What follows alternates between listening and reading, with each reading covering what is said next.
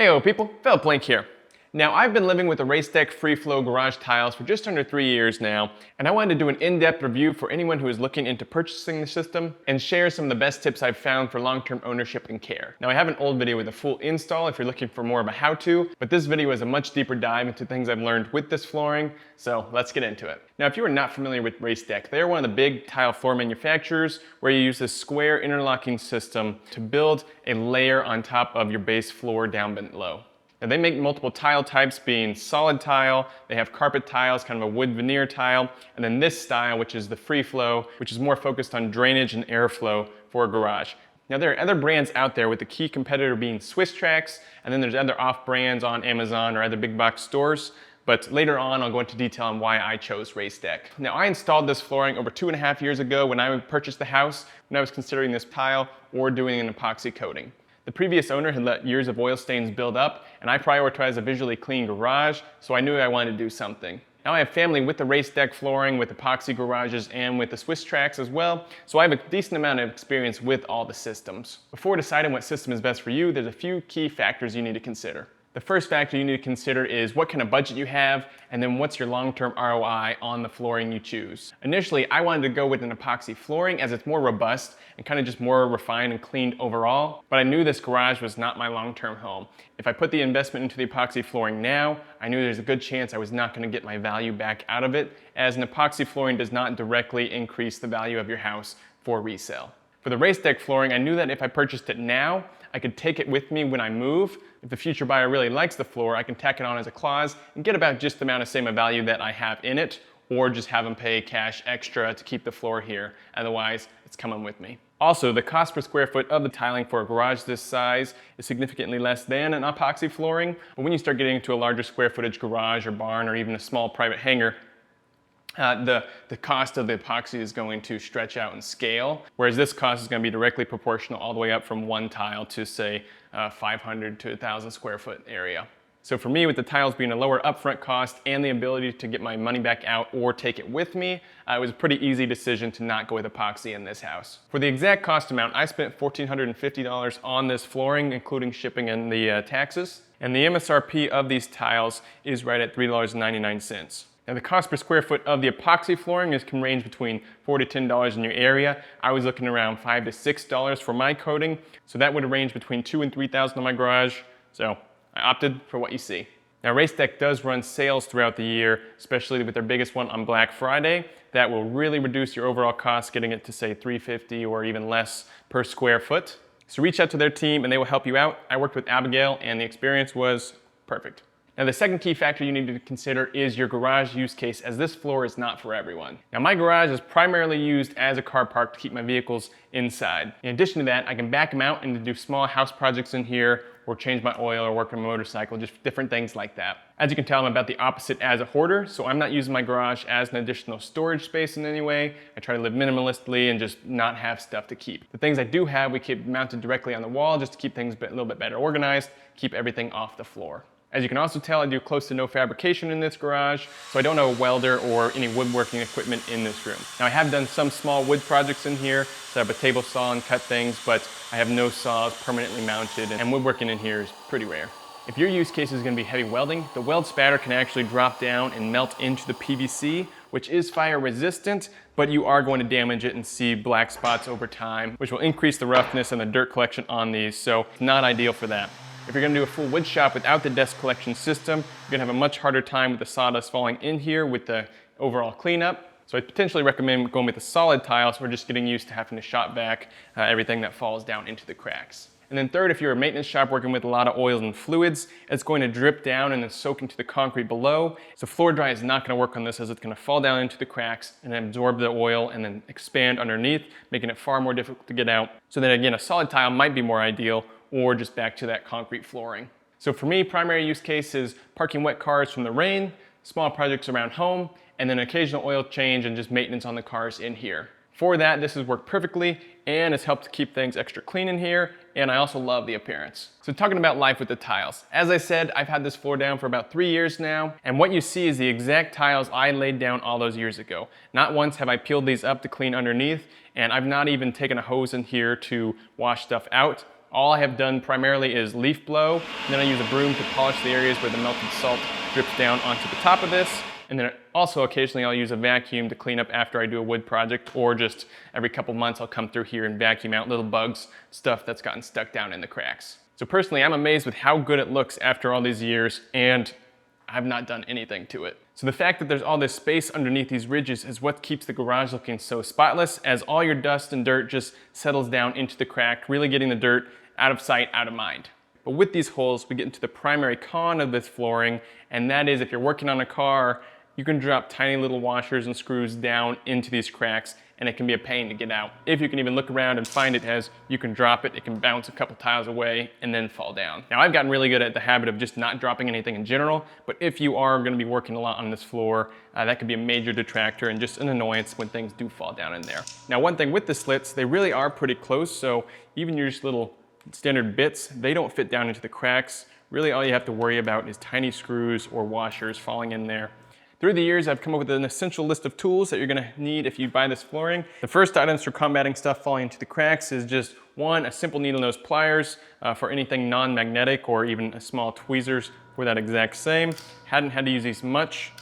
Two, just a nice little magnet. So a lot of times this will get washers and screws, kind of slide back and forth to manipulate it, pull it back out. This is essential. And then the third item is just these silicone mats I use a lot. Really helps, one, just keep things organized, and two, when you're working, prevent things from getting lost or falling around. There's a random set I picked up on Amazon, but I have loved them, used them, highly recommend it.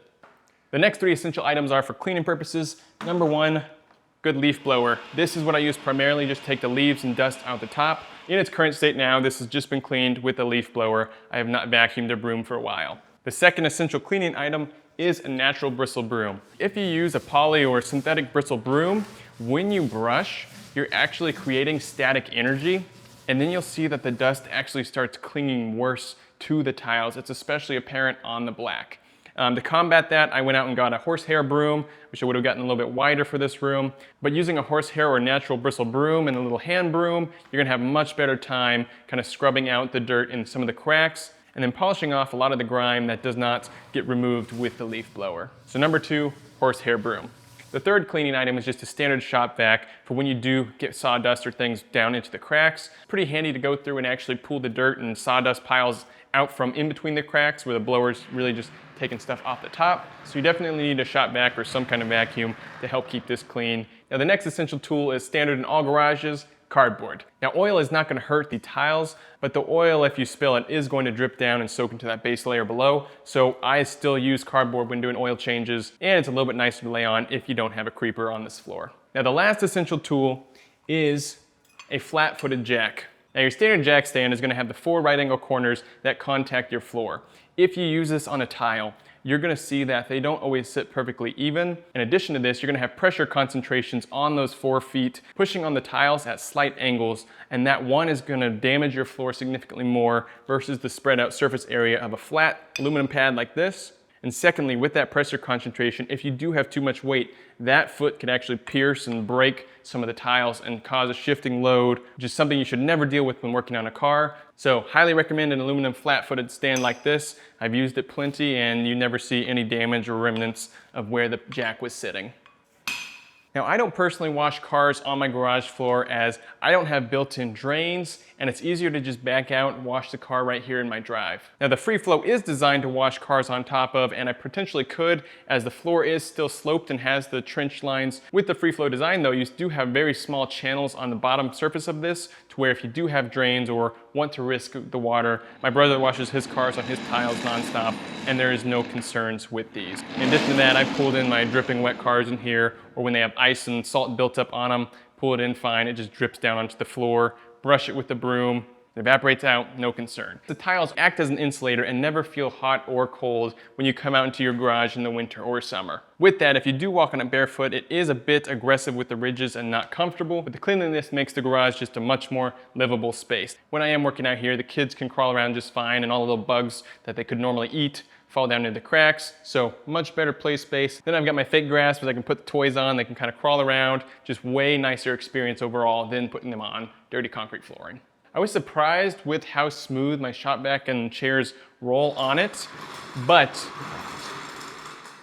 there is still gonna be some vibrations if you're on a creeper, things like this. So if you're gonna be working here full-time on a chair with, say, a desk or something in kind of more of an office garage, I'd recommend probably doing those wood tiles around the desk area, as all day long sitting on this probably would get annoying, but overall rollability is fine on the surface.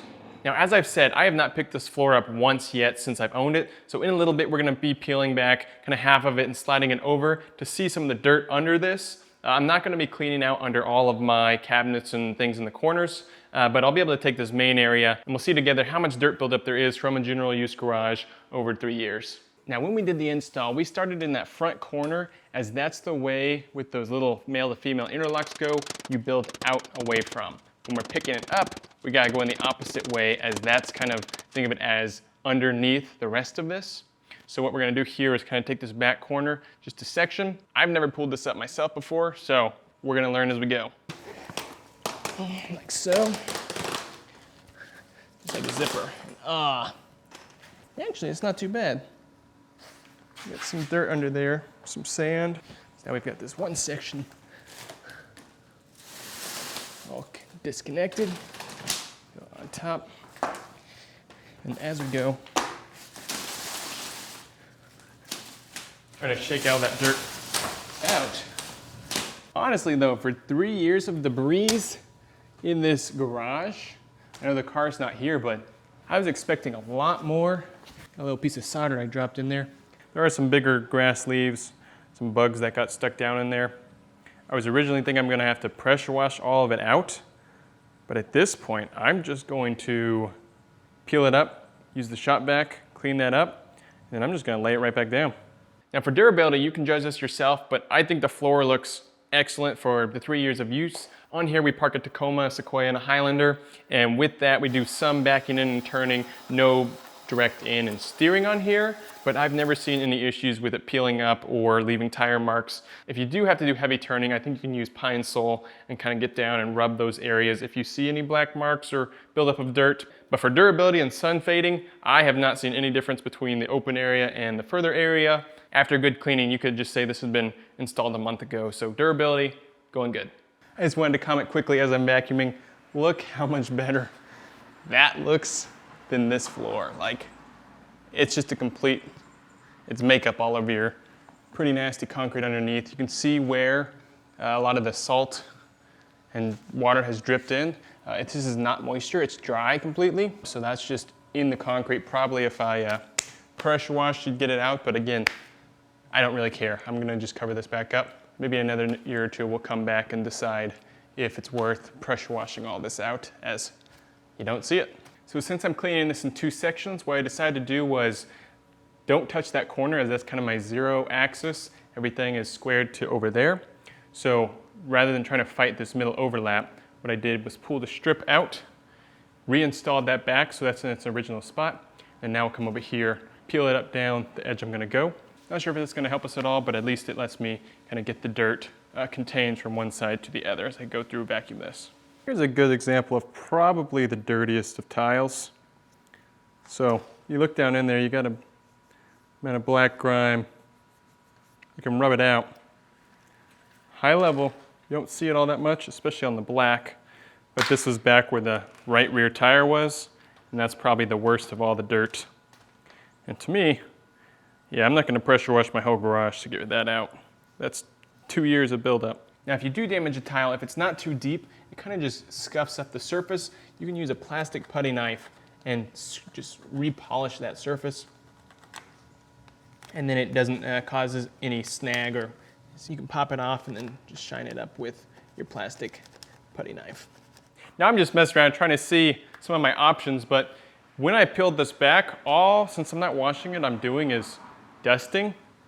If I get this lifted like so, I put my floor jacks under there. Since it's mostly the sand that's dropping down, that's kind of heavy, if I can get the leaf blower right up close to it, I'll see if I can move that back.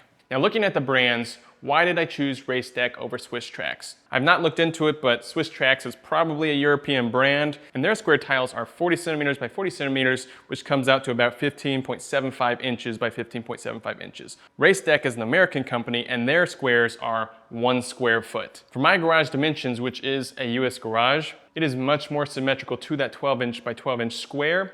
So for me doing the math, I only had to trim about 3 inches, 2 inches off the one side, but all the other squares in here are the original dimensions, even up to here from the front of the garage to the back. I had no trimming, except for this little alcove here, which is 3 tiles I had to trim, fit in there. Now at this point, Swisstrax does have a 12-inch tile, kind of to compete more with RaceDeck, but they did not have that as an option when I purchased these, so that is one of the main factors that drove me to this.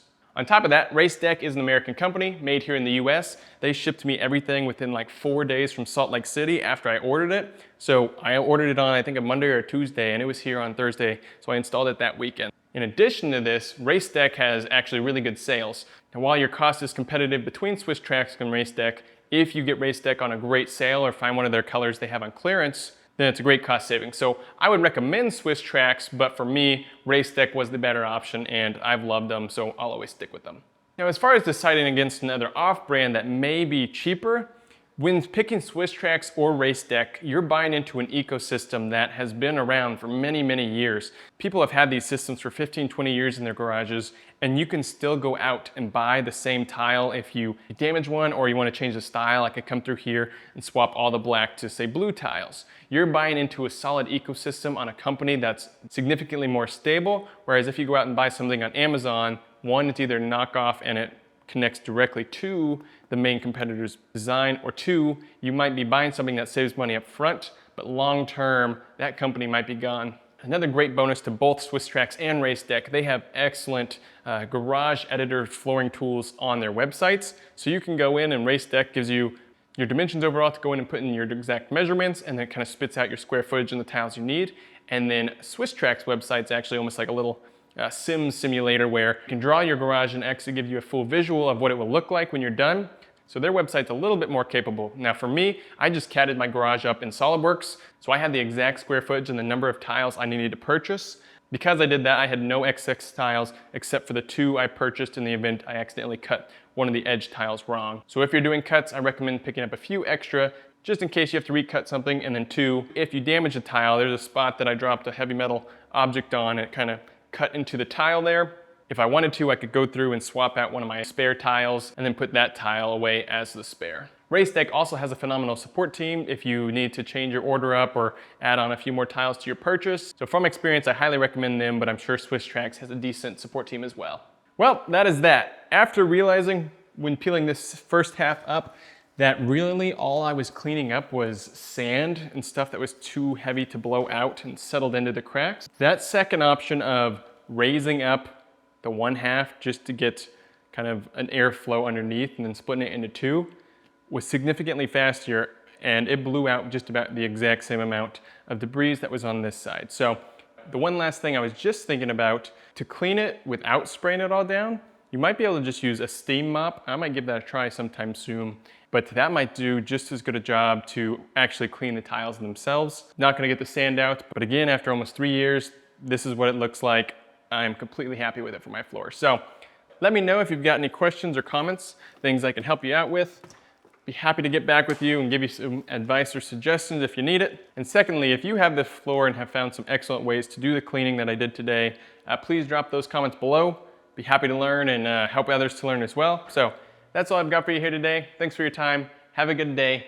Peace.